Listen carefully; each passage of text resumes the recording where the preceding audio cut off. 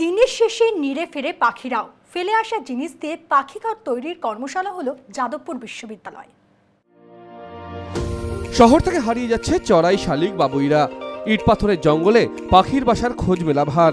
আর তাই ভবিষ্যতের আর্কিটেক্টদের মানুষের পাশাপাশি পাখির বাসা বানানোর কর্মশালা হলো যাদবপুর বিশ্ববিদ্যালয়ে। যাদবপুর বিশ্ববিদ্যালয়ের স্থাপত্য বিভাগ পাখিঘর কর্মশালা করলো, আর যা তৈরি হলো ফেলে দেওয়া জিনিস নিয়ে।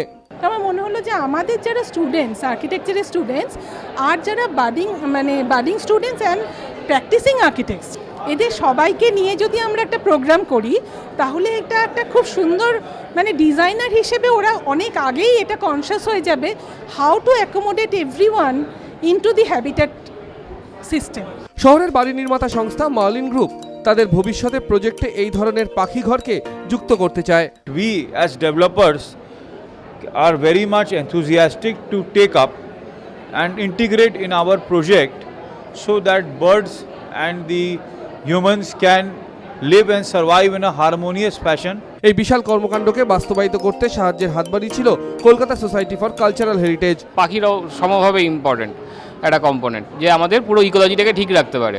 আমাদের বাড়ি তৈরি করার জন্য তাদের বাসা ভেঙে যাচ্ছে, তো সেই হিসাব থেকেই আইডিয়াটা আমরা ফর্ম করি। শহরের 5টি বিশ্ববিদ্যালয়ে 60 জন ছাত্রছাত্রী অংশ নিয়েছিলেন এই অভিনব কর্মশালায়।